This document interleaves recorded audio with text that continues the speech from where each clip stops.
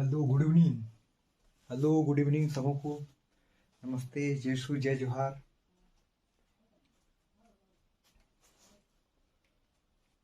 तो आज हम लोग बात करने वाले हैं कक्षा 12वीं की।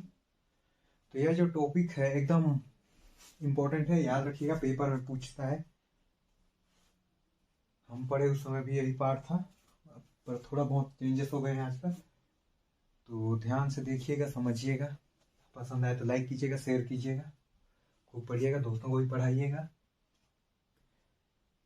और अपने चैनल पे नए हो तो जरूर सब्सक्राइब करके जाइएगा। तो चलिए शुरू करते हैं। आज का हम लोग का टॉपिक है प्रिज्म में अपवर्तन। प्रिज्म में अपवर्तन, ये प्रिज्म होता क्या है? प्रिज्म होता क्या है? चलिए परिभाषा सुनिएगा।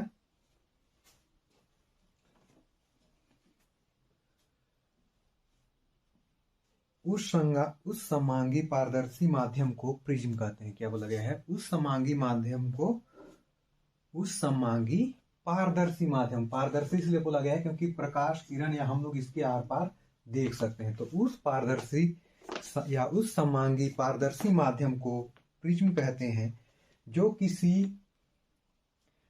किसी कोण पर झुके, जो किसी कोण पर झुके दो समतलों से घिरा होता है। कितने समतलों से घिरा होता है? दो समतलों से। अब देखिएगा, समझा रहे हैं दो समतलों से कैसे घिरा होता है।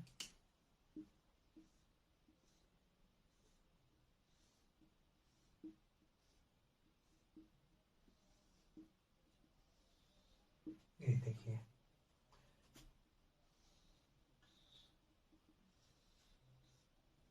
दो समतल हुए, एंगल बनाएगा ना, यहाँ बीच से काट दो। एक समतल पृष्ठ, ये दूसरा समतल पृष्ठ, पर बीच में क्या हुए हैं? झुके हुए हैं। और एक बार रिपीट कर रहा हूं, उस समांगी पारदर्शी माध्यम को प्रिज्म कहते हैं। उस समांगी पारदर्शी माध्यम को प्रिज्म कहते हैं, जो किसी कोण पर झुके, जो किसी कोण पर झुके दो समतलों से घिरा होता है। कितने समतलों से घिरा होता है? दो समतलों से। देखिए यहां से यहां तक पूरा हाफ हाफ कर दीजिए। दो समतलों से क्या होता है? घिरा होता है। क्या कहलाता है? प्रिज्म कहलाता है। ठीक है, वीडियो थोड़ा लंबा बनेगा क्योंकि टॉपिक इंपॉर्टेंट है, पूरा देखिएगा।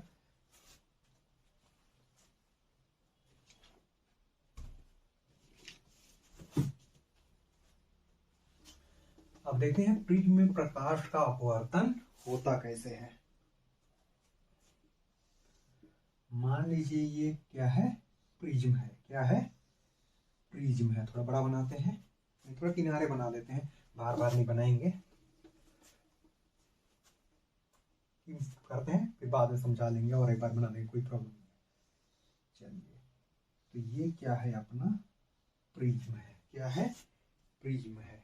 ठीक है, नामकरण कर सकते हो, कोई प्रॉब्लम नहीं है। ABC PQRS जो भी कर देना।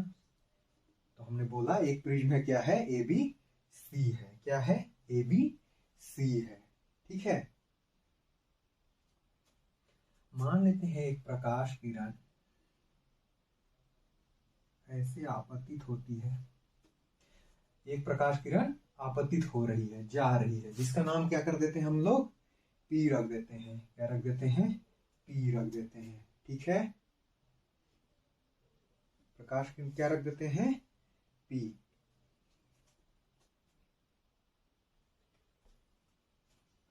प्रकाश किरण, इसको चलो Q नाम देते हैं। प्रकाश किरण PQ आपतित हो रही है, और अपवर्तन के पश्चात देखो, ये विरल माध्यम है और ये सघन माध्यम। तो मैं बताए थे या पढ़े होंगे कि जब कोई प्रकाश किरण विरल माध्यम से सघन माध्यम में प्रवेश करती है तो क्या होती है? अभिलंब की ओर झुकती है। कहने का मतलब प्रकाश को जाना तो इधर चाहिए था, लेकिन सघन माध्यम होने के कारण ये क्या हो जाता है? ये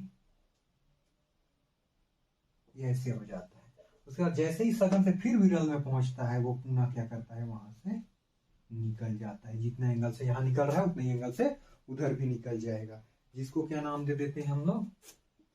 RS नाम दे दो, कुछ भी नाम दे देना, कोई प्रॉब्लम नहीं है। ठीक है,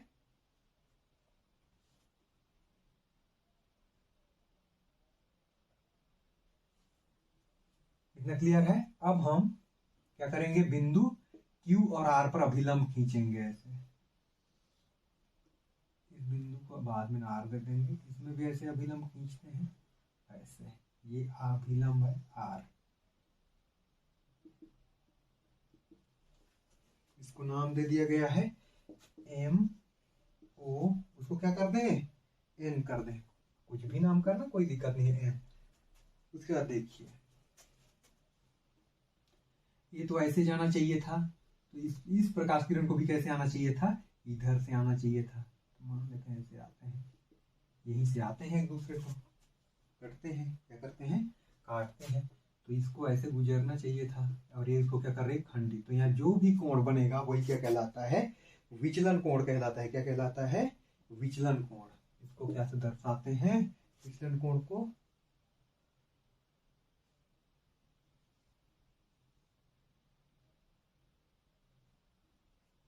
विचलन कोण को। न क्लियर है।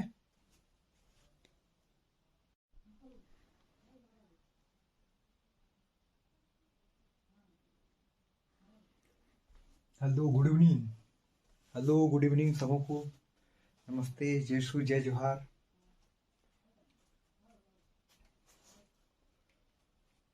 तो आज हम लोग बात करने वाले हैं कक्षा 12वीं की। तो यह जो टॉपिक है एकदम इम्पोर्टेंट है, याद रखिएगा, पेपर में पूछता है। हम पढ़े उस समय भी यही पार्ट था, पर थोड़ा बहुत चेंजेस हो गए हैं आज तक। तो ध्यान से देखिएगा, समझिएगा, पसंद आए तो लाइक कीजिएगा, शेयर कीजिएगा, खूब पढ़िएगा, दोस्तों को भी पढ़ाइएगा, और अपने चैनल पे नए हो तो जरूर सब्सक्राइब करके जाइएगा। तो चलिए शुरू करते हैं। आज का हम लोग का टॉपिक है प्रिज्म में अपवर्तन। प्रिज्म में अपवर्तन, ये प्रिज्म होता क्या है, प्रिज्म होता क्या है, चलिए परिभाषा सुनिएगा।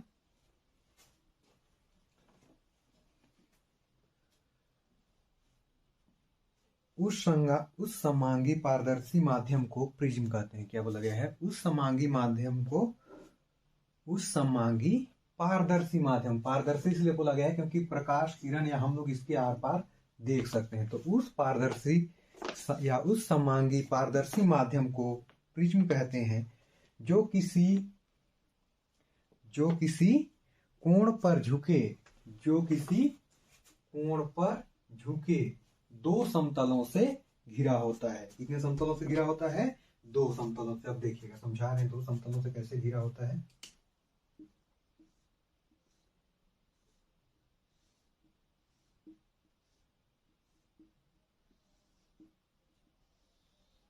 ये देखिए,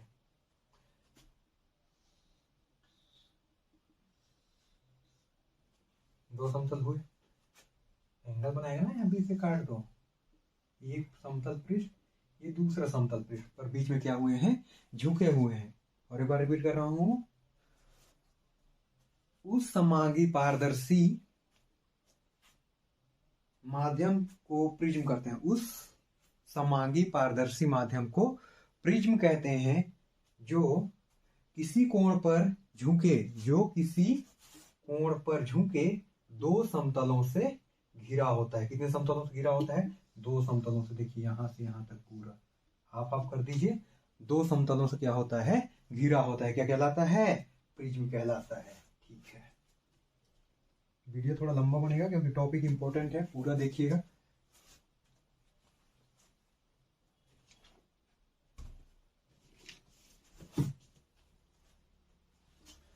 अब देखते हैं प्रिज्म में प्रकाश का अपवर्तन होता कैसे है।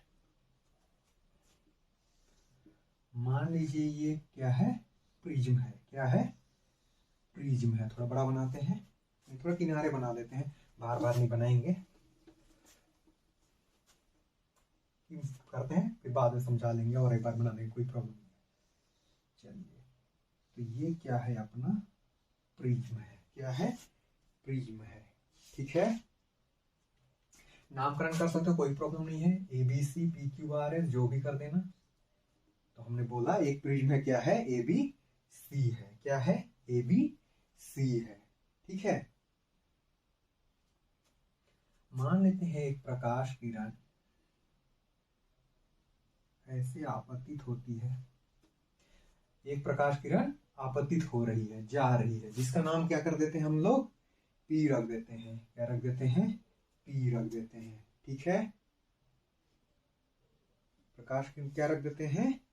पी।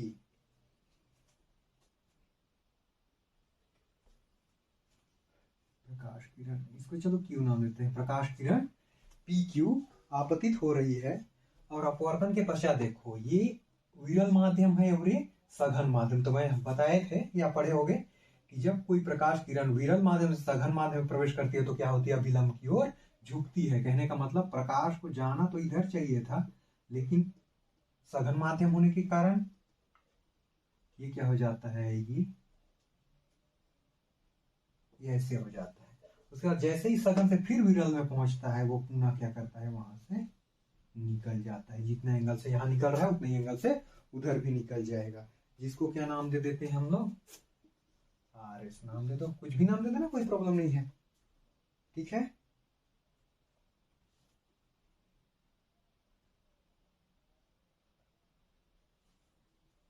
इतना क्लियर है? अब हम क्या करेंगे? बिंदु Q और R पर अभिलंब खींचेंगे ऐसे।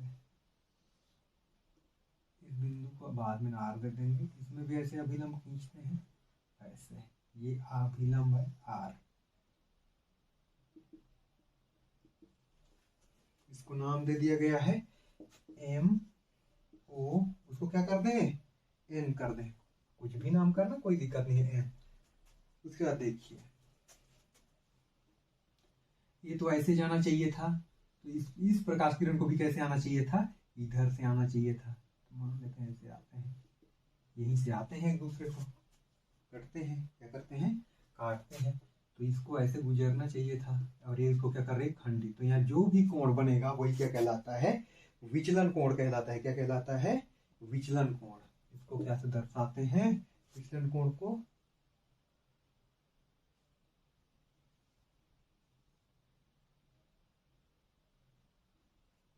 विचलन कोण को न क्लियर है?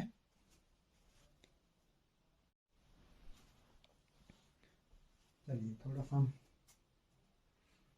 हिल गया था, ब्लर हो रहा था, नेटवर्क नहीं था तो उस कारण। तो आगे जब बढ़ते हैं हम लोग, जहां पर ये जो विचलन कोण होता है इसको क्या बोलते हैं? डेल्टा बोलते हैं। क्या बोलते हैं? डेल्टा बोलते हैं। इतना क्लियर है? और ये जो कटान बिंदु इसको क्या नाम दे दिया हमने? टी नाम दे दिया। क्या नाम दे दिया? टी नाम दे दिया। और इधर आगे बढ़ा है उसको यू नाम दे दिया। क्या नाम दे दिया? यू नाम दे दिया। ये एंड है, सीधे बना लेना आप लोग, एंड है। इतना क्लियर है? कहने का मतलब ध्यान सुनिएगा और एक बार समझा रहा हूं। अपवर्तन कैसे होता है? ये वायु है, ये क्या है? वायु है। और ये क्या है? कांच है। और ये क्या है? वायु है। तो मैं रिपीट नहीं करूंगा, रिपीट कर रहा हूं कि जो हम होते हैं ये माध्यम, उसको कौन से क्लास में पढ़े हैं? 9वीं और 10वीं क्लास में। तो ध्यान दीजिएगा, जब कोई प्रकाश किरण सघन माध्यम से किस माध्यम में जाती है? विरल माध्यम से। सघन माध्यम से विरल माध्यम में जाती है तो अभिलंब से दूर हटती है। और जब प्रकाश किरण विरल से सघन में जाती है, ध्यान दीजिएगा, विरल से सघन में जाती है, तो देखिए इधर वायु है, कांच है, वायु है। तो वायु विरल होता है और कांच सघन होता है, क्योंकि वायु की तुलना में कांच मोटा होता है। कहने का मतलब अगर ऐसी बोलचाल भाषा में समझे तो हम बोलेंगे अगर कोई प्रकाश किरण विरल माध्यम से सघन माध्यम में प्रवेश करती है तो वह अपवर्तन के पश्चात अभिलंब की ओर क्या हो जाती है? झुक जाती है। देखिए हमने एक अभिलंब खींचा है तो उस अभिलंब की ओर झुक रही है, जबकि जाना किधर चाहिए था? इस ओर जाना चाहिए था। इतना क्लियर हुआ? पर जैसे ही वो कांच को यहाँ प्रवेश करती है उसके बाद देख रहे हैं हम लोग अभिलंब की ओर झुक नहीं रही है। क्या हो जा रही है? वो जिस एंगल से आया था उसी एंगल में वो निकल जा रही है। इतना क्लियर हुआ? मतलब प्रकाश किरण विरल से सघन में जाती है तो अभिलंब की ओर झुक जाती है। क्लियर है? क्लियर है? पी क्यू आपतित किरण है, पी क्यू आपतित किरण है, क्यू आर अपवर्तित किरण है, और ये क्या हो जाएगा, ये भी अपवर्तित किरण है। अपवर्तन पढ़ रहे हैं ना, तो आर एस बोलेंगे, इसको नहीं पढ़ेंगे, प्रिज्म के अंतर है, अपवर्तन है। तो ये जो आर और एस है, यही क्या है, अपवर्तित किरण कहलाएगा। क्या कहलाएगा, अपवर्तित किरण कहलाएगा। यहाँ कोण आई है, आई को आपतित कोण बोलते हैं, आपतन कोण क्या बोलते हैं, आपतन कोण।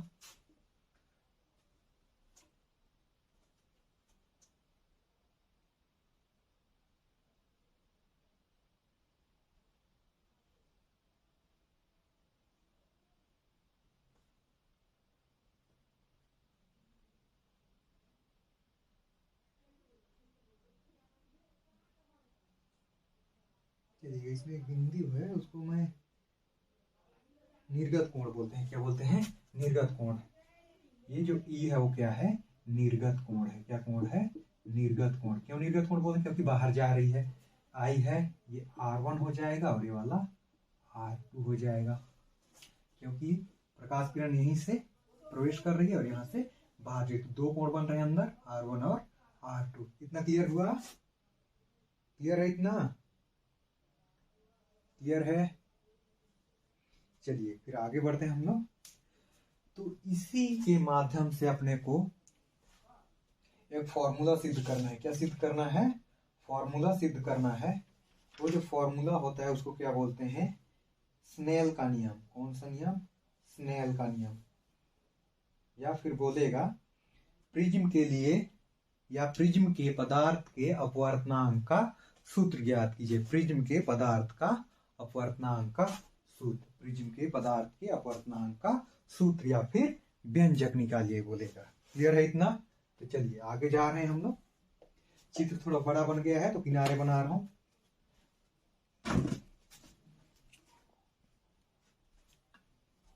देखिएगा,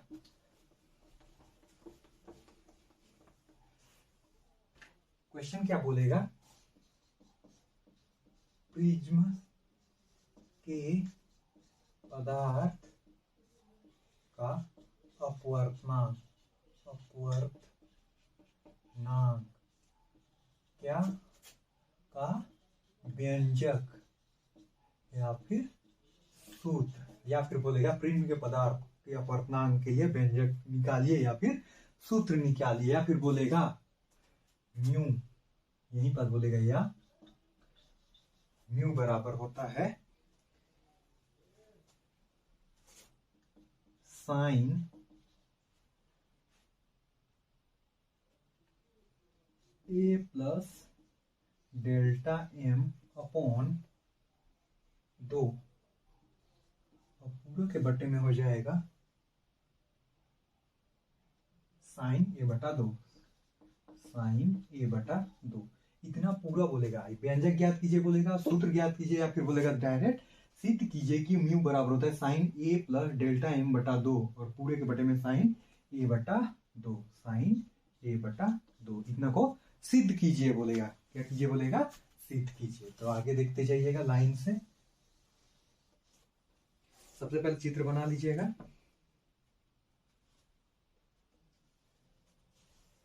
या फिर नहीं है तो कोई प्रॉब्लम नहीं, चलिए बता रहा हूं, लिखते जाइएगा।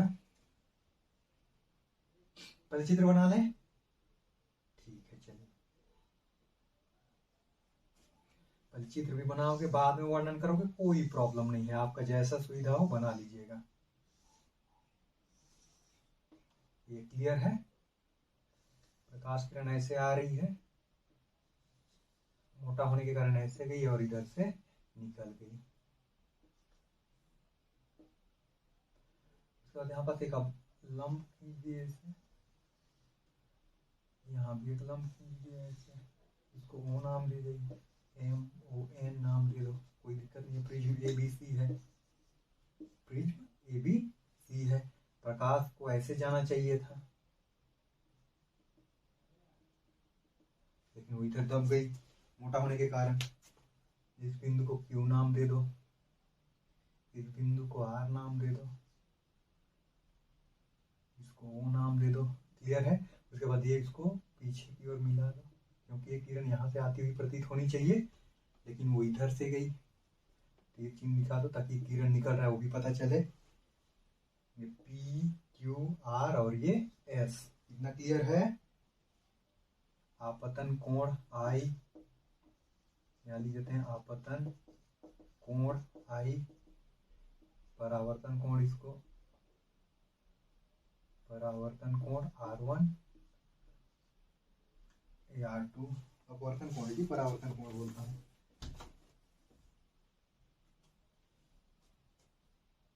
आपतन कोण, ये परावर्तन कोण है या फिर निर्गत कोण है, जिसको ई से दर्शाएंगे, निर्गत कोण। और ये डेल्टा है, इसको क्या बोलते हैं, विचलन कोण। तो यहाँ अपने से लिख लेना, देखेगा थोड़ा ये ऊपर लिखते हैं। माना कि दिख रहा है सबको? चलिए दिख जाएगा। माना कि ABC एक प्रिज्म है, इतना कोई भी लिख सकता है, प्रिज्म है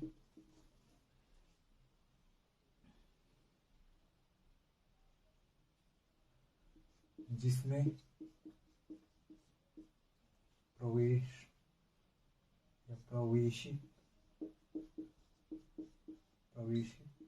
किरण या प्रकाश किरण बोल देते हैं, कोई प्रॉब्लम नहीं है। प्रकाश किरण PQ अपवर्तन के पश्चात, अपने से लिख लीजिएगा, कोई प्रॉब्लम नहीं है। अपवर्तन के पश्चात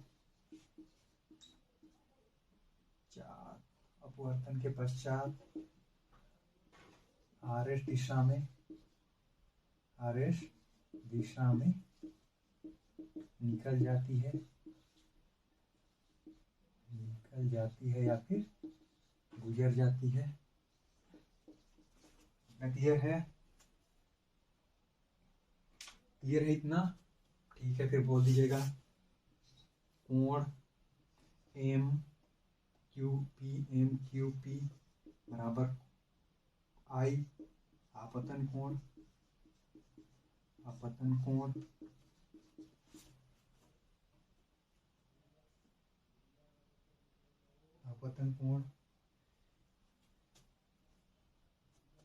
उसको क्या नाम दिया है, U नाम दिया है जी, बोलने के बाद U नाम है।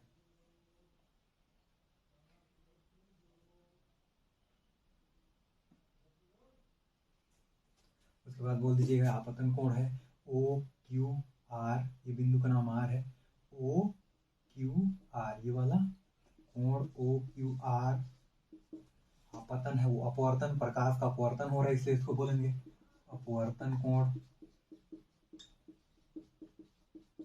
R1 कर दो, R1 अपवर्तन कोण।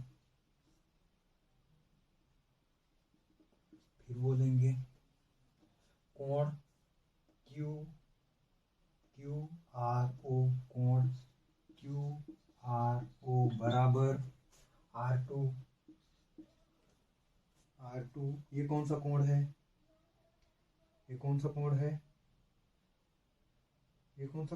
R2, ये भी आपतन कोण है। आपतन कोण इसलिए बोलेंगे क्योंकि यहाँ पास इसके लिए प्रथम कार्य कर रहा है, तो इसे बोलेंगे आपतन कोण है, आपतन कोण। उसके बाद NR लिखे हैं, यहाँ निर्गत नहीं लिखे हैं, NRS कोण NRS बराबर ये क्या है, निर्गत कोण है, ठीक है। अगर कोई लिख लेगा ना।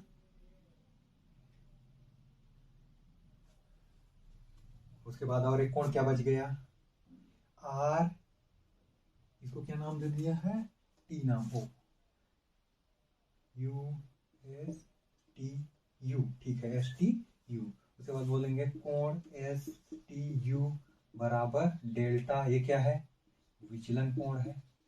कैसा कोण है, विचलन कोण है। इतना वर्णन हर कोई कर लेगा। करेगा नहीं करेगा?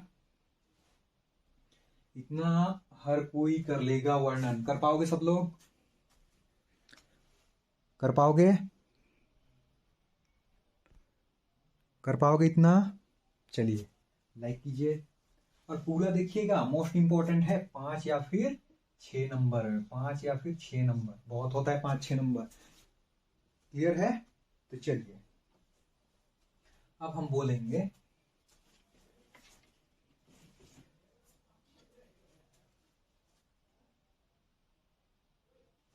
चलिए ध्यान दीजिएगा। अब बोलेंगे त्रिभुज टी क्यू आर में, त्रिभुज टी क्यू आर में, त्रिभुज टी क्यू आर में, ये वाला ऊपर त्रिभुज, बोलिएगा त्रिभुज टी क्यू आर में बहिष्कोण प्रमेय से, बहिष्कोण प्रमेय से,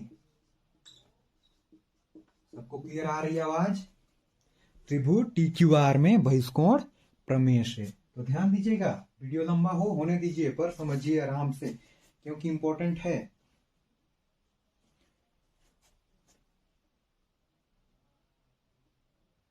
अब ध्यान दीजिएगा, बहिष्कोण प्रमेय से हमने बोला त्रिभुज टी क्यू आर में, ये वाला अंदर का, इसमें बोला कि ये दिख रहा है उस त्रिभुज में बहिष्कोण प्रमेय से। तो बहिष्कोण बाहर का कोण लेना, यू टी एस, कोण यू टी एस बराबर होता है, बहिष्कोण प्रमेय क्या आता है?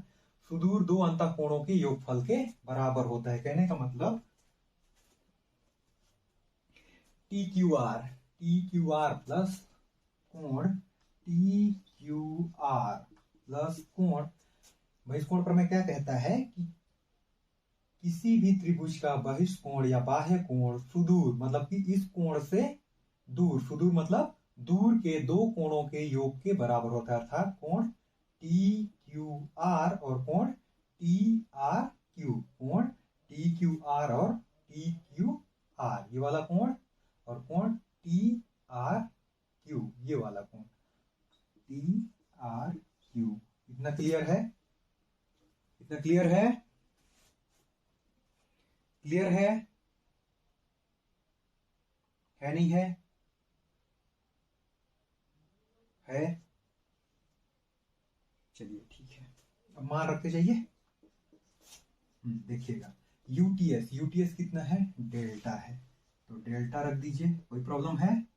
नहीं है, ठीक है। टी क्यू आर,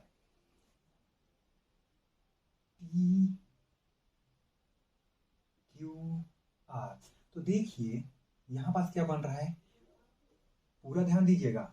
ये देखिए सीधी रेखा है ऐसे, और ये सीधी रेखा है। कहने का मतलब ऐसे है तो इधर रेखा पार होना चाहिए, इधर। इसको खंडित कर रहे हैं, मतलब इस टोटल मान में, इस पूरे मान में, मतलब कि कोण आई में कोण आर को घटा देते, क्योंकि इसमें आर भी है और ये दोनों कोण है इसमें, तो आई में हम आर घटा देते तो ये कोण आसानी से मिल जाएगा। अर्थात आई माइनस कोण आर, कोण आई माइनस कोण आर। इतना क्लियर है? क्लियर है नहीं है? थोड़ा सा मिस्टेक हो गया जी, निर्गत कोण इसको I1 कर देते हैं। क्या कर देते हैं? थोड़ा लिखने नहीं बन रहा है यहाँ, इसको क्या कर देते हैं, इसको I1 और इसको निर्गत कोण I2, चलेगा ना? आपतन कोण I1, निर्गत कोण I2, तो उस हिसाब से अपने को लिखने बनेगा बढ़िया से। तो टी क्यू आर देखिए, तो मैंने बोला बड़ा कोण में इस छोटे कोण को घटा देंगे तो ये मिलेगा, क्योंकि ऐसे कोण बन रहे हैं एक दूसरे से, ऐसे ये और ये समूह कोण बराबर होता है, लेकिन इधर का नहीं कटा हुआ है, इधर का कटा हुआ है, इसलिए दो खंड हो गया। तो इस पूरे में से इस छोटे को घटा देंगे तो इसका मान हो जाएगा। अर्थात R1 I1, ये बड़ा मान कोण है I1 माइनस R1। इतना क्लियर है? फिर प्लस ये वाला, ये भी I2 है। देखो पूरे कोण का मान क्या है, I2 यहाँ भी वही बना रहा है ना, अंदर दो टुकड़ा हो रहे हैं कोण, इधर नहीं हो रहे हैं, तो बड़ा में छोटा घटा दो, अर्थात कि I2 में से इसको घटा देंगे तो इस कोण का मान मिलेगा। नहीं मिलेगा? देखो ऐसे है, इधर कटा हुआ है, ये पूरा मतलब 2 है, तो जब इसको टोकरेंगे, क्योंकि इन दोनों का मान 2 होगा, तो इधर एक इधर है, तो आधा आधा हो जाएगा। तो 2 में से 1 घटा दोगे तो इसका मान मिलेगा, मिलेगा नहीं मिलेगा, मिलेगा। ठीक उसी प्रकार बड़ा कोण में से छोटा कोण को घटा दो, अर्थात कि I2 माइनस R1, R1 बोलता हूं R2। इतना क्लियर है? क्लियर है नहीं है? है नहीं है? है कि नहीं है? है नहीं है? चलिए अब ब्रैकेट ओपन कर दीजिए, डेल्टा I1, थोड़ा मिस्टेक होता है देखिएगा लिखने में, I1 minus R1 plus I2 minus R2। तो आई को एक जगह ले लो और आर को एक जगह ले लो, तो यहां बनेगा डेल्टा I1 माइनस बोलता हूं प्लस I2, इतना बनेगा। देखो R1 और R2 दोनों में ऋणात्मक, तो ऋण बाहर कर दूं चलेगा, अंदर लिख दूंगा R1 प्लस R2। अरे दोनों में माइनस है, हमने बाहर कर दिया और दोनों को धनात्मक में लिख दिया, क्योंकि इसको अंदर करेंगे तो वही बनाएगा। बनाएगा नहीं बनाएगा? वही ना होगा। दोनों में से माइनस बाहर कर दिए तो दोनों धनात्मक बन गए। इतना ठीक है? ठीक है नहीं है? ठीक। उसके बाद इसको हम लोग समीकरण 1 दे देंगे। क्या दे देंगे? समीकरण नंबर 1। अपने पास जगह कम है, थोड़ा इधर मिटा देते हैं, जहां जरूरत होगा वहां बनाएंगे।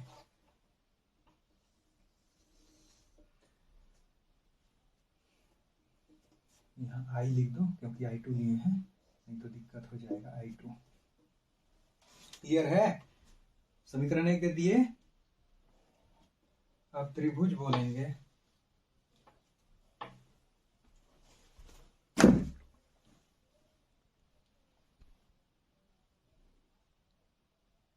चलिए इसको हमने क्या कर दे दिया, समीकरण नंबर 1। उसके बाद फिर बोलेंगे, त्रिभुज,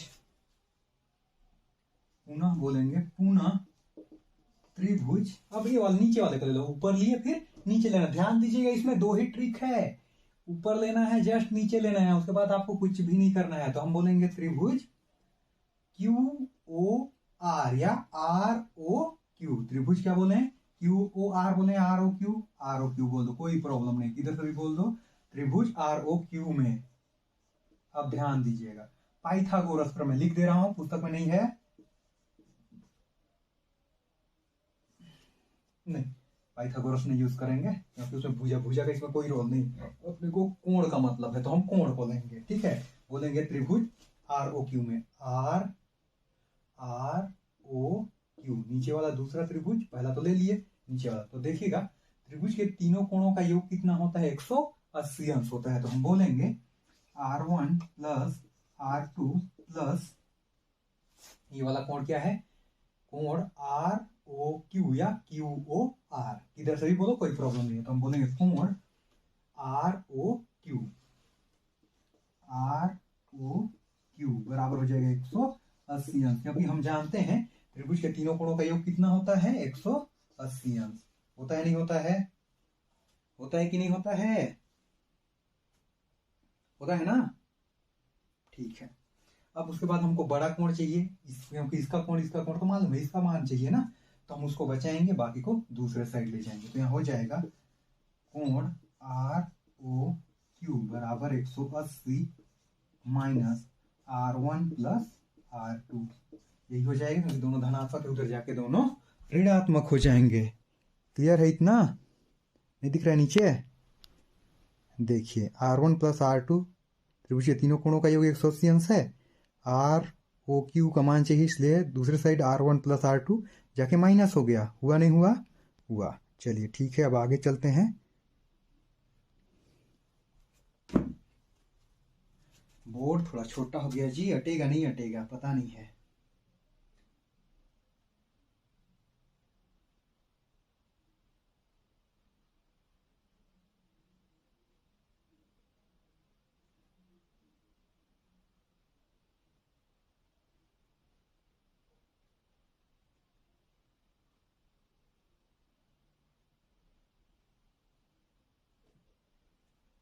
चलिए अब बोलेंगे, ये नहीं है, याद रखिएगा, ये अपने को सिद्ध करना था। मिटा दूं अब ऊपर का क्वेश्चन, तो देख लिए होगे।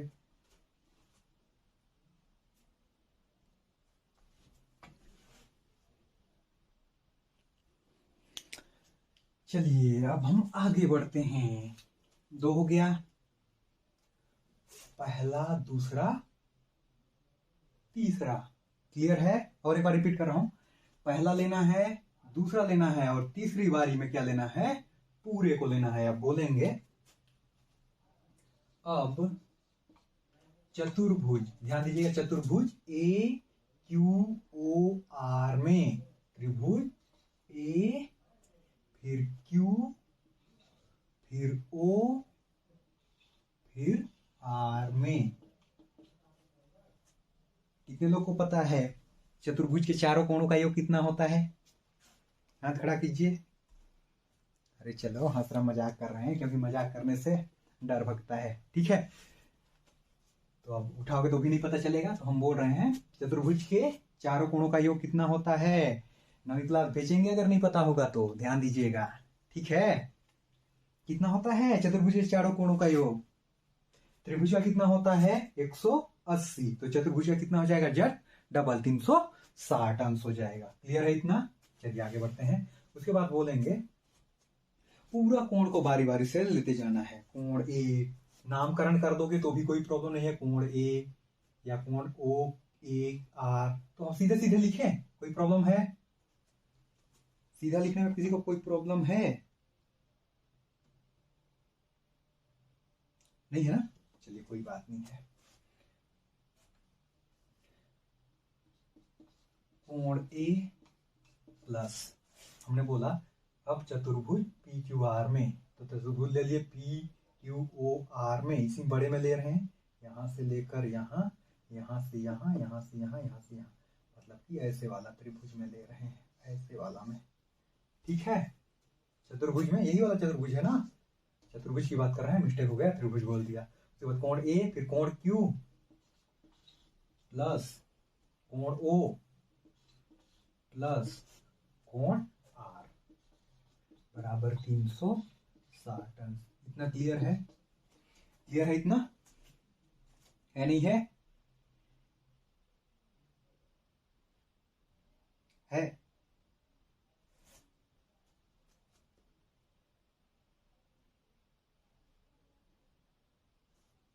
क्लियर है नहीं है?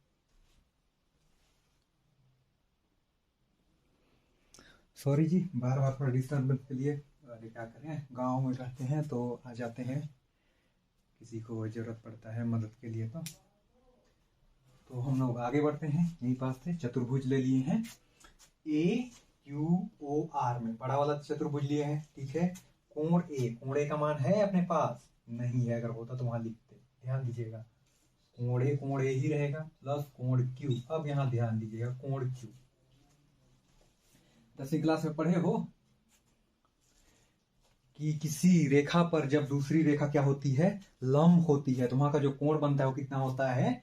90 अंश का होता है। यही लॉजिक है। हमने बोला ये जो अभिलंब है, क्या है? अभिलंब है। किस पर अभिलंब है? ए बी पर। तो यहां का जो भी कोण बनेगा कितने अंश का होगा? बोले ना कि ऐसे है, ध्यान दीजिए, ऐसे है रेखा, उस पर ऐसे एक लंब खींचेंगे तो यहाँ का कोण, यहाँ का कोण, यहाँ का कोण, यहाँ का कोण कितना कितना बढ़ जाएगा? 90 में बढ़ जाएगा। तो उसी हिसाब से इस पूरे कोण का मान कितना हो जाएगा? 90 अंश हो जाएगा। इतना क्लियर हुआ? 90 अंश क्लियर हुआ? क्योंकि जब किसी एक रेखा को, कोई रेखा या किसी एक रेखा पर दूसरी रेखा क्या होती है? लंब होती है, तो वहां पास जो भी बनेंगे वो कोण कितने अंश के होंगे?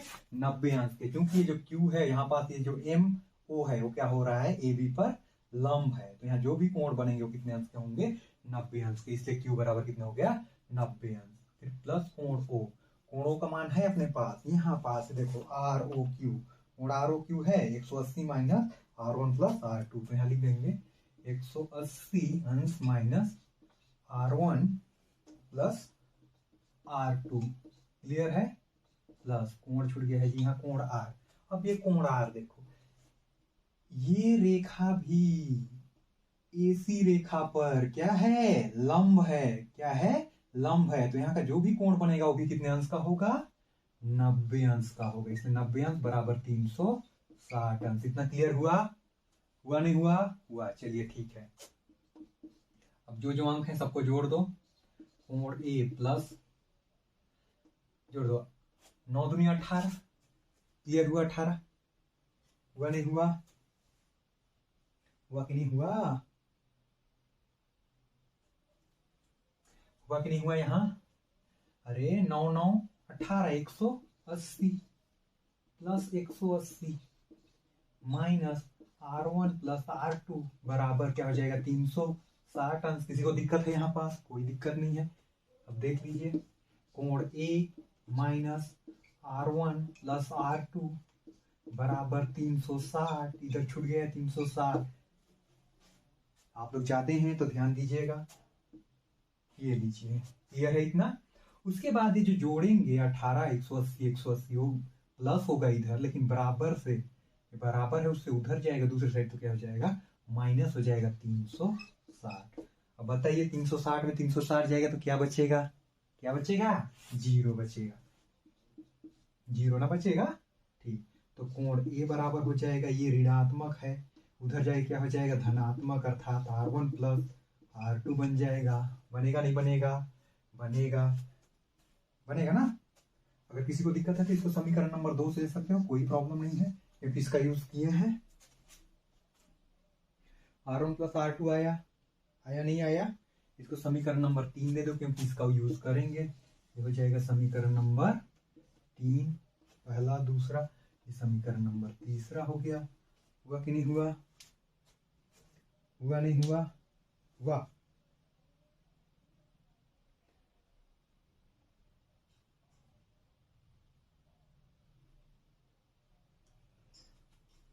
अब बोलेंगे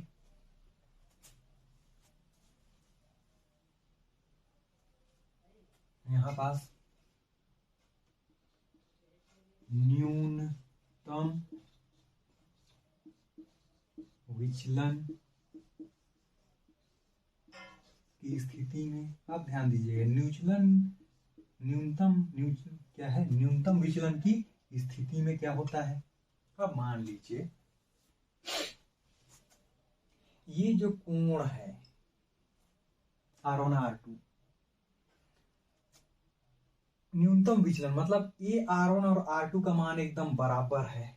न्यूनतम विचलन मतलब कि यहाँ का जो विचलन कोण बन रहा है, इन दोनों की मदद से क्या हो जाना चाहिए? एकदम, अरे भाई देखो, बोला गया है न्यूनतम विचलन की स्थिति में। विचलन मतलब ये कोण जितना बनाएगा इसी के हिसाब से इधर जाएगा।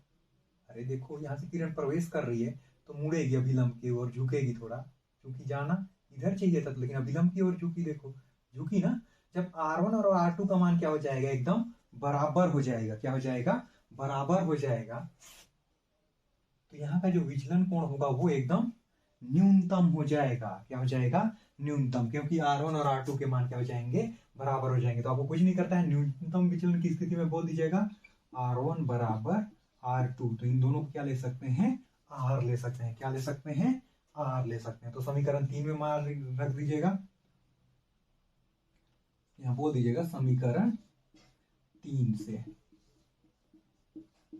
चलिए समीकरण 3 से ले लो। कोण ए बराबर आर आर, हम बोले हैं कि R और R2 दोनों R हैं, मतलब कि R प्लस R हो जाएंगे। होंगे ना? होंगे कि नहीं होंगे? होंगे। ठीक है। उसके बाद इधर ए, कोण ए बराबर हो जाएगा 2R। 2R होगा कि नहीं होगा? होगा ना? 2R होगा कि नहीं होगा? होगा। चूंकि यहाँ कोण नहीं लगाते हैं, कोण लगाएंगे तो मिस्टेक हो जाएगा। क्यों मिस्टेक होगा? क्योंकि यहाँ पास कोण नहीं है। अगर यहाँ कोण रहता तो हम यहाँ कोण लगाते। ठीक है, सिद्ध करने में कोण नहीं है तो याद रखिएगा, नहीं लगाना है आपको कोण। R का मान रखिए, R के साथ गुणा हो रहा है, ए को क्या करेगा? इधर भाग करेगा, तो R बराबर क्या मिला? A बटा 2। R बराबर क्या मिला? A बटा 2। ठीक है। अब फिर बोलेंगे पुनः, इधर आ रहा हूं, ध्यान दीजिएगा, यहां और बनाएंगे पुनः, यहां से इधर बढ़िएगा। पुनः I1 बराबर I2, I1 बराबर I2 इक्वल टू I1 बराबर I2 इक्वल टू क्या ले लिए? I ले लिए। क्या ले लिए? I ले लिए। आई लिए नहीं लिए? लिए। लिए कि नहीं लिए? लिए। चलिए ठीक है, अब हम जाएंगे समीकरण नंबर 1 पर।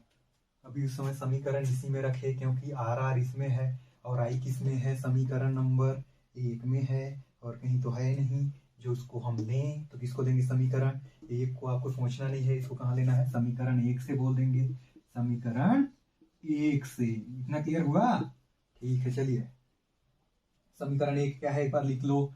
डेल्टा बराबर I1 plus I2 minus R1 plus R2। इतना क्लियर है कि नहीं है?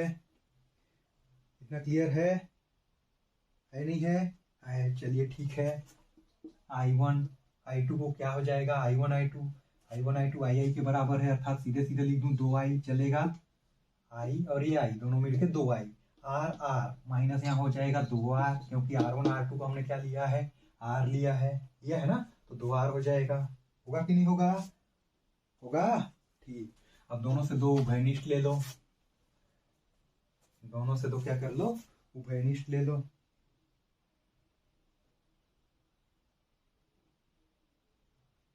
अब यहाँ थोड़ा सा देखिएगा,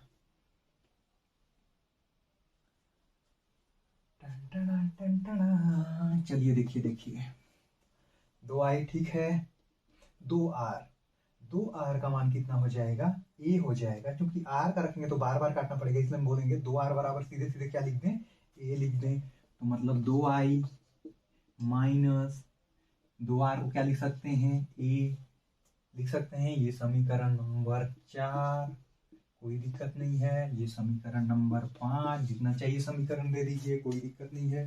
समीकरण 5 हो गया। हुआ नहीं हुआ?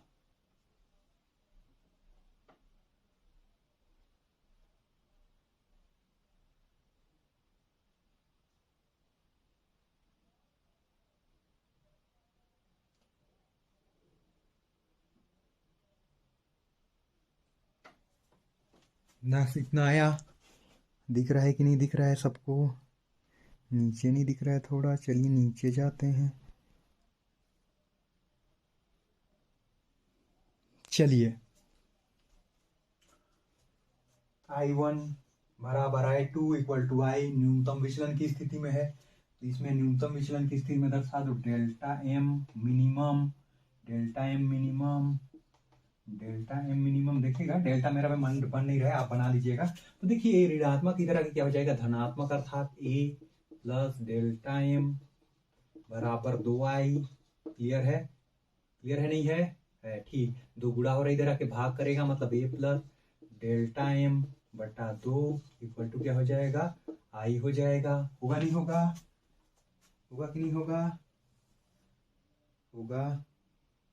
होगा कि नहीं होगा? चलिए इसको समीकरण 4 हो गया, इसको समीकरण नंबर 5 दे दो। अब इधर दिख रहा है कि नहीं आप लोग को? दिख रहा है? हाँ दिख रहा है, समीकरण 5 ठीक है। अब स्नेल के नियम से अब बोल देना, स्नेल के नियम से। तो पूरा देखिएगा, 5 नंबर चाहिए तो, नहीं चाहिए तो कोई प्रॉब्लम नहीं, वीडियो स्किप कीजिए चले जाइए। आपको पूरा नंबर चाहिए, लास्ट तक देखिए, समझिए, और एक बार रिपीट करूंगा, टेंशन मत लीजिए। स्नेल का नियम बोलता है म्यू बराबर sine I upon sine R. Mu ही रहेगा, साइन भी साइन ही रहेगा। एक बार लिख दो या काट दो, कोई दिक्कत नहीं, साइन से साइन कैंसिल हो गया। आई का मान कितना है, a प्लस डेल्टा एम बटा 2। कितना है, a प्लस डेल्टा एम बटा 2, यही है। फिर पूरा बटा, ये तो म्यू है ना, पूरा बटा हो जाएगा आर का मान कितना है, a बटा 2। कितना है, a बटा 2। तो चलिए साइन को नहीं काटेंगे क्योंकि यहाँ साइन सिद्ध करना है, सॉरी मिस्टेक हो गया। साइन सिद्ध करना है तो हम साइन को नहीं काट सकते, हम गणित के लैंग्वेज में चले गए थे। ऊपर ऊपर नीचे बराबर हुआ, काट दो साला। तो यहाँ साइन हो जाएगा, साइन ए प्लस डेल्टा एम बटे 2, और नीचे भी हो जाएगा साइन, आर का मान यहाँ दिख रहा है ए बटा 2, तो हो जाएगा ए बटा 2, ए बटा 2। हुआ नहीं हुआ, हुआ कि नहीं हुआ, हुआ। और यही म्यू बराबर जो है साइन ए प्लस डेल्टा एम बटा 2 साइन ए बटा 2, यही कहलाता है प्रिज्म के पदार्थ के अपवर्तनांक का व्यंजक या सूत्र, यही व्यंजक है, व्यंजक है। चलिए और एक बार रिपीट कर रहा हूं, ध्यान दीजिएगा, थोड़ा जल्दी चलेंगे, वीडियो बहुत लंबा हो जा रहा है।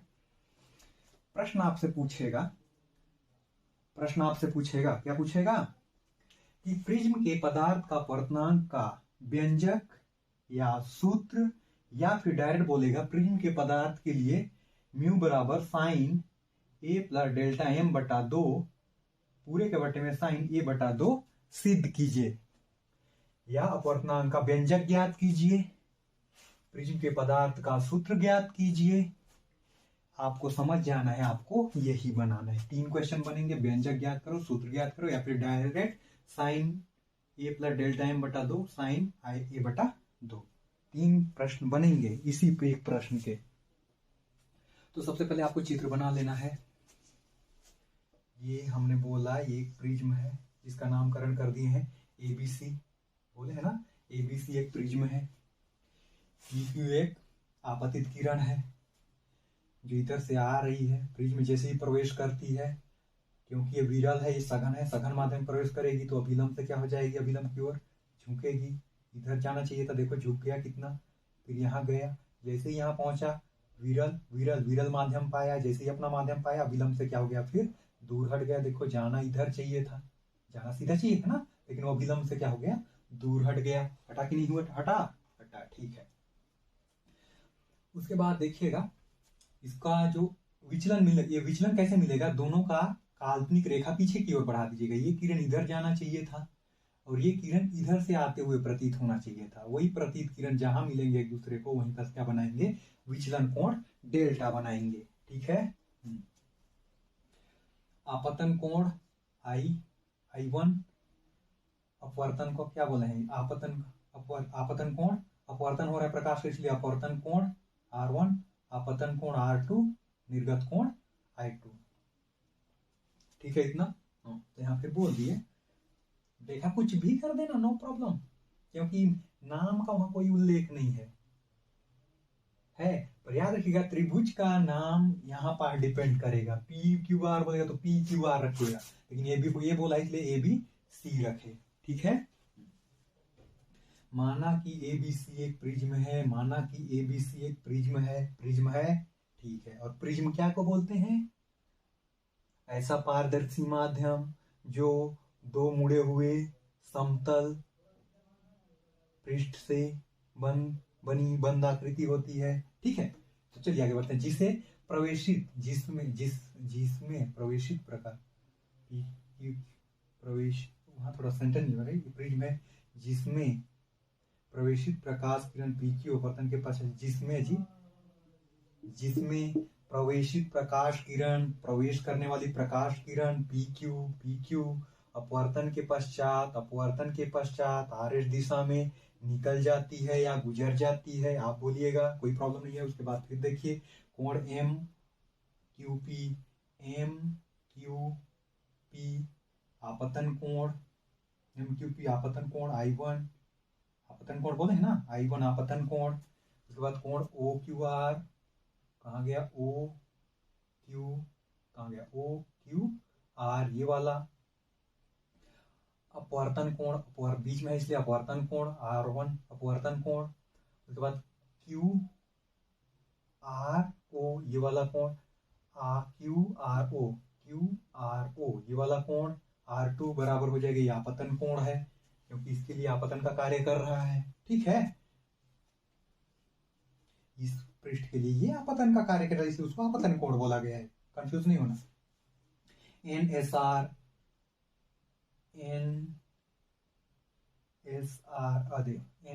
मिस्टेक हो गया, देखो एनएसआर, इधर थोड़ी जाना, एनआरएस आर एस बराबर I2 निर्गत कोण है, निर्गत कोण है ना, ठीक।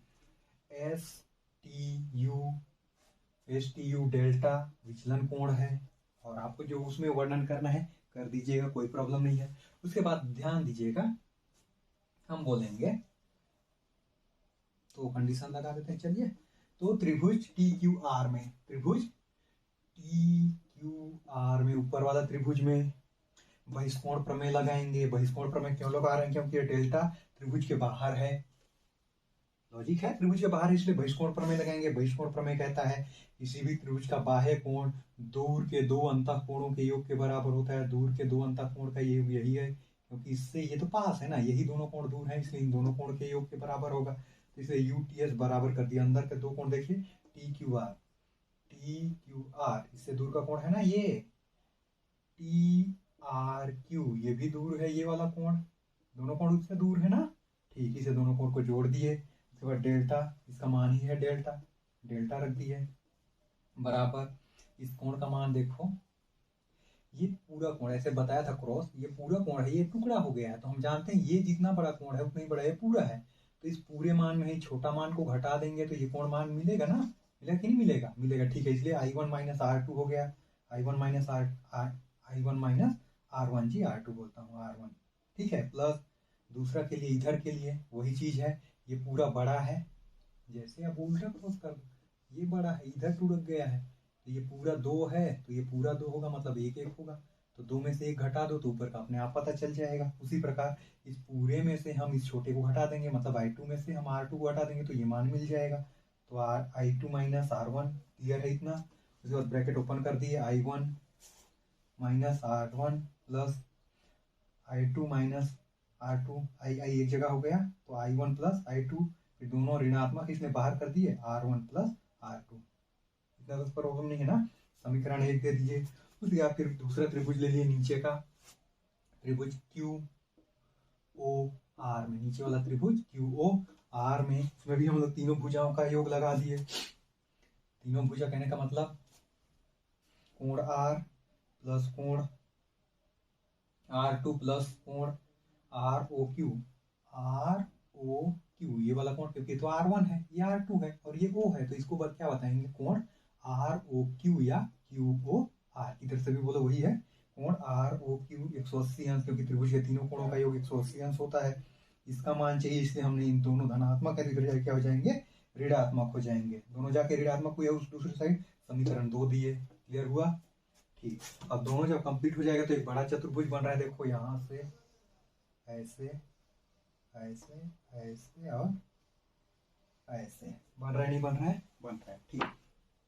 बोलेंगे त्रिभुज AQOR में, हम जानते हैं चतुर्भुज के चारों कोणों का योग कितना होता है, 360 अंश होता है, इसलिए बोले कोण A धन कोण Q धन कोण O धन कोण R बराबर 360 अंश। कोण A का मान नहीं है अपने पास, अगर होता तो दिखता है, चाहे अल्फा बीटा कुछ भी नहीं है, इसलिए कोण A ही है, ठीक है। कोण Q 90 अंश, 90 अंश क्यों हुआ, क्योंकि जब भी किसी एक रेखा के ऊपर दूसरी रेखा लंब है, हमने यही बोला है, ये जो MO है AB पर क्या है, लंब है, यहां चाहो तो लिख देना, कौन लंब है, OM लंब AB व ON लंब AC है। नहीं समझ में आ रहा है तो लंब कर देंगे तो ठीक है। अब लंब है, जान रहे हैं, जब भी ऐसे लंब बनाएंगे ऐसे, तो यहाँ के कोण कितने होंगे, उसी प्रकार ये लंब हो रहा है तो यहाँ का बात कर रहा है पूरे का, तो पूरा कोण कितना हो जाएगा, 90 अंश हो जाएगा, तो वही 90 अंश है। O का मान कितना है, यहाँ रखे हैं, O का मान कितना है, 180 minus R1 plus R2, 180 minus R1 plus R2, फिर कोण R वही है, यहाँ 90 है तो यहाँ भी 90 होगा। क्यों 90 होगा, क्योंकि वही है ना, जैसे अभी बोला ये रेखा पर लंब है, इस रेखा पर ये, तो यहाँ का कोण 90 अंश होगा, तो 90 अंश रख दिए, रखे बराबर 360। उसके बाद 9 9 118, कोण A इसको जोड़े तो 180, ये पहले से 180 है, माइनस R1 प्लस R2 बराबर 360 अंश। उसके बाद देखो कोण A ये माइनस बचा, ये दोनों जुड़ के कितना हो गया 360, और इधर भी 360 है तो जाके उधर क्या हो गया माइनस 360 हो गए। और 360 में 360 जाएगा, कुछ नहीं बचता है, तो कोण ए बराबर क्या हो गया R1 प्लस R2, क्योंकि ऋणात्मक है उधर जाके क्या हो गया धनात्मक। समीकरण 3 दे दी है। अब यहीं से आता है न्यूनतम विचलन की स्थिति में। न्यूनतम विचलन की स्थिति कहने का मतलब R1 और R2 यदि R हो, कहने का मतलब R1 और R2 क्या हो R हो, R1 और R2 क्या हो R हो। तो इसी में ले लेना, ए बराबर हो जाएगा, ये भी R हो जाएगा, या R2 भी R हो जाएगा। क्यों R हो जाएगा, क्योंकि हमने माना ये दोनों बराबर है, मतलब R है, तो R है और वो भी R है, R जुड़ के 2 R हो गए, हुए नहीं हुए, हुए। 2 इधर गुणा हो रहा है, इधर आके ए को क्या करेगा भाग करेगा, तो R बराबर ए बटे 2, इसको समीकरण 4 दे दिए। उसके बाद पुनः बोले अब I है, I भी कोण है ना, ठीक है, हम कोण कोण का बात करेंगे इस पार्ट में। तो पुनः कोण I1 बराबर I2 बराबर I न्यूनतम विचलन की स्थिति में भी है, न्यूनतम विचलन की स्थिति में ना, इसे समीकरण 1 से लिया न्यूनतम विचलन की स्थिति में, इसलिए डेल्टा M लगा दिए, M मतलब मिनिमम, न्यूनतम, मिनिमम न्यूनतम को बोला जाता है, ठीक, बराबर समीकरण 1 है, लिख दिए हैं। ये देखिए डेल्टा विचलन की स्थिति में न्यूनतम विचलन, इसलिए M लगा दिए। बाकी I1 plus I2 minus R1 plus R2 है। अब न्यूनतम विचलन की स्थिति हम जान रहे हैं, I और I दोनों I हैं, मतलब I मिलकर 2I, R दोनों बराबर है, मतलब R जुड़ के 2R, बीच में माइनस है इसलिए माइनस। उसके बाद delta M 2I minus A, क्योंकि 2R का मान A है, 2R का मान क्या है A है। यहां से ले लेना समीकरण, यहां बोल देना, नहीं समझ में आएगा तो 2R बराबर A, समीकरण किससे 4 से। इतना तो क्लियर हो जाएगा ना, ये क्यों लिखे हैं 2R बराबर A, समीकरण 4 से, क्लियर है, ठीक। उसके बाद नीचे आ गए, ए ऋणात्मक है तो इधर आके धनात्मक हो जाएगा, तो इधर आके धनात्मक है तो ए प्लस है, तो पहले से प्लस है, तो ए प्लस डेल्टा M बटा इधर 2I चूंकि क्या है 2I क्या कर रहा है, 2I क्या कर रहा है, 2I क्या कर रहा है, उधर 2I आपस में गुणा कर रहे हैं, दूसरे को गुणा हो रहे हैं या कर रहे हैं, बोलो गुणा कर रहे हैं या गुणा हो रहे हैं। तो इधर बराबर से क्या करेगा वो भाग करेगा, तो I बचेगा, गुणा हो रहा है तो इधर आके दोनों पद को क्या कर दिया भाग, मतलब ए प्लस डेल्टा M बटे 2, इसको समीकरण नंबर 5 दे दिए, 5 दिए, क्लियर है। अब स्नेल के नियम से, स्नेल का नियम कहता है कि म्यू बराबर क्या होता है sine I upon sine R। तो साइन I का मान कहां से रख दो, समीकरण 5 से रख दो, ए प्लस डेल्टा M बटा 2, ए प्लस डेल्टा M बटा 2, साइन तो साइन ही है, फिर ये मेन बटा, ठीक, साइन साइन ही है, R का मान है ए बटा 2, समीकरण इससे 4 से, तो साइन ए बटे 2, और यही है किसी भी प्रिज्म के पदार्थ का अपवर्तनांक का सूत्र, या फिर व्यंजक, या फिर प्रिज्म के लिए सूत्र ज्ञात कीजिए बोलेगा तो वो सूत्र है। क्लियर हुआ, क्लियर हुआ नहीं हुआ, हुआ, चलिए। तो बड़ी मेहनत से वीडियो बनाता हूँ, खुद पढ़िए, दोस्तों को भी पढ़ाइए, शेयर कीजिए, खूब शेयर कीजिए, लाइक कीजिए, चैनल पे नए हैं तो सब्सक्राइब कीजिए। ये मत बोलिए कि मैं पढ़ लूँ, पूरे लोग को बांट दीजिए। आपके बांटने से, जैसे मैं आपको बोल रहा हूँ, पढ़ेंगे तो कितने नंबर आएंगे, 5 नंबर, 5 या फिर 6 नंबर। 5 या 6 नंबर में पूछे जाते हैं ये प्रश्न, तो IMP है, मोस्ट IMP। ये नहीं पढ़ा तो कुछ नहीं पढ़ा, उतना कठिन नहीं है, सरल है, प्रयास कीजिए, बन जाएगा आप लोगों से। तो कल फिर मिलेंगे एक नए सूत्र, एक नए टॉपिक के साथ। तो सबों को आने वाले आपके एग्जाम के लिए, एग्जाम कौन सा है, बोर्ड एग्जाम है, तो आप सभी को अपने बोर्ड एग्जाम के लिए ऑल द बेस्ट। खूब मेहनत कीजिए, मन लगाइए, मोबाइल से पढ़िए, कहीं से भी पढ़िए, कोई प्रॉब्लम नहीं, बुक से पढ़िए, मोबाइल से पढ़िए, परीक्षा बोर्ड से पढ़िए, जहाँ से भी पढ़िए, पर मैं सजेस्ट करता हूँ परीक्षा बोर्ड से ही पढ़ा कीजिए, क्योंकि छठे हैं, समझ में नहीं आता है तो इधर अपना वीडियो देखिए, वहाँ से मैच कीजिए, नहीं समझ में आता है कमेंट कीजिए, आपने जो पहला समीकरण बनाया वो समझ में नहीं आया, दूसरा समीकरण बनाया वो समझ में नहीं आया, तीसरा नहीं आया, चौथा नहीं आया, पांचवा नहीं आया, मैं जहाँ है नहीं आएगा वहाँ को फिर रिपीट करके दोबारा लोड कर दूंगा। क्लियर है? तो चलिए, नए हैं चैनल पे सब्सक्राइब कीजिए। 12वीं वाले का है, कक्षा 12th का है। खूब पढ़िए, मन लगा कर पढ़िए। तो सबों को ऑल द बेस्ट। और एक बार ठीक है, कैसे तो बाय बाय। नहीं मिलेंगे, नहीं मिलेंगे, फिर मिलेंगे कल से। चलिए ठीक है, बाय, गुड नाइट।